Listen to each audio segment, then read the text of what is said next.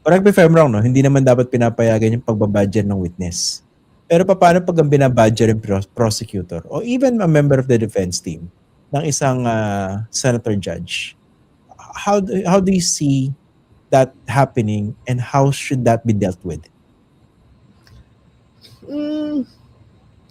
I don't want to answer it until we reach that point, no? Kasi syempre, baka badgering is maybe not badgering to some and badgering to others, no? Pero we will see it when we get to the point. But I think each and every political member of the entirety of the impeachment proceedings should remember that it is not just us within the room of the Senate impeachment court who is watching the proceedings, no? It is the nation itself, no? So ang expectation naman ho natin dito ay syempre we will act befitting of our status as firstly legislators and second as members of the impeachment court, no? Whether senator judges as part of the prosecution team or part of the defense team.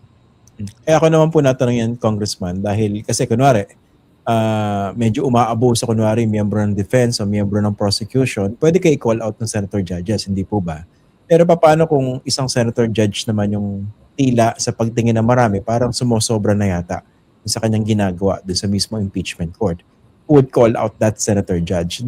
I'm wondering regarding that. We will see actually when we reach that point. Ako naman po, mataas po yung pagtingin po natin sa mga senador at sa kanila po bilang senator judges, no? We are trusting that they will do their work, you know, befitting of their status as senator judges and within the context of the rules po of the Senate impeachment court, no? So mahirap din na magsabi as a general statement, no, kung may mga ganun po because these are hypotheticals and baka naman wala akong ganun, hindi ba? So tignan mo natin when we get to the trial proper itself. Pero tingin ko magkakaroon ng ganun eh. Hindi lang ako mahilig sa pustahan pero tingin ko mangyayari yan. If you go by our experience in 2001 tsaka 2012. Anyway, dito sa kasi minsan iniisip ko, no? Of course, pag nanumpa na yung mga pag nagsimula ng impeachment trial itself, no? So basically, meron panibagong mga gampanin. Kayo sa prosecution, tapos yung senator judges, tapos yung defense. Pero inisip ng iba rin dito, no? Automatically, yung mga dati ba yung mga senator judges ba na dati nakapagbitaw na ng mga salita for or against the vice president, pwede bang ano yun, parang automatically na parang merong switch, bigla sila magiging non-partisan or very objective? How do you view that in terms of your preparation? Ang totoo naman ho, within the Senate impeachment rules, meron pong rule on political neutrality. Ang totoo rin naman po, nothing is stopping anyone, even senator judges, from actually conveying what they think, no? Even if meron din pong sub judice rules relating to the impeachment trial, no? So, tingin ko yung pinaka-prudent manner to basically face it is pabayaan na lang ho natin sila to exercise their views or opinions on the matter, no? Whether it's stated at the level of the court or it is stated outside of the court, no? How about yung idea ng scorecard coverage or scorecard narrative? I don't know kasi kung how strictly yung senator judges would really adhere to their own rules and limit their interviews outside of the impeachment trial. Pero kung sakali, paano pag may nagpa-interview tapos natanong, sino po sa tingin niyo yung nakalamang dito sa day 1? Di ba alam mo yung parang scorecard? O, day 1, prosecution. Day 2, defense. Parang, paano pag naging ganun yung naging takbo na naratibo? Pating coverage and in large measure because of, let's say, interviews granted by the senator judges. How do you intend to deal with that? Well, ang totoo, syempre, I don't think that's a situation that either party would want to find themselves in, no? Pero probably that is the nature of the beast. Kasi syempre, ito po ay talagang labanan, no? Ng magkabilang panig and ultimately, meron pong magtatagumpay at meron pong mabibigo. Hindi ba? So, I think that is something that we expect. Pero very important sa amin na hindi ho kami sumakay doon po sa gano'ng scorecard narrative or mentality. Kasi nga, there's an actual work that needs to be done, which is basically to prove your case. Hindi ba? That is the obligation, that is the responsibility for both parties. I don't think we are in the business to basically undertake yung pong scorecard narrative. The objective at the moment is to present our evidence in the best manner that we can. Okay, puntahan po natin si Mary Grace Piatos. I understand isa siya sa mga patatawag na witnesses ng House Prosecution Team. What's the basic idea or logic behind it? Well, syempre ang sinasabi nila, firstly, nung mga supporters of the Vice President, di ba, yan nga yung isa sa mga sinasabi nyo na a person who doesn't exist, di ba? Dalawa nga yung halimbawa nyo dyan, yung PSA tsaka yung NBI, di ba? From the House Justice Committee proceedings. No? Pero bakit nyo pinapatawag yung pong Mary Grace Piatos ngayon?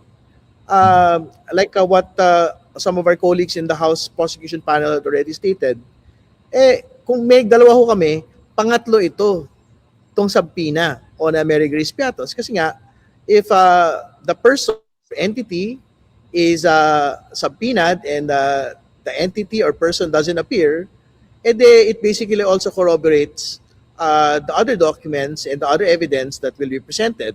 Yun nga, sinasabi na ho nating NBI report on handwriting, signatures, and syempre, yung pong sa PSA record na hindi ho siya pinanganak, kinasal o namatay sa Pilipinas.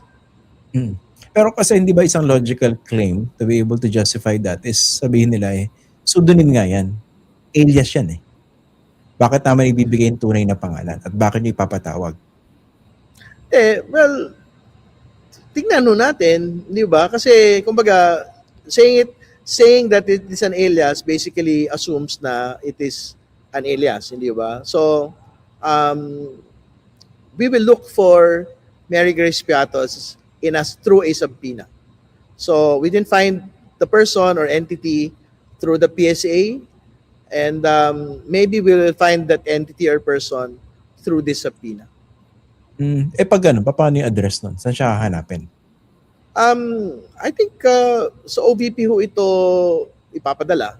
I have to see the subpoena request first, no? Pero I don't think it's for next week. Pero ang sabi naman ho nung isa sa mga colleagues natin, pwede yung sa OVP i-serve yung subpoena, particularly because yung acknowledgement receipt is something that has been signed with the OVP, di ba? So I think there is a logical basis to serve the subpoena on the OVP.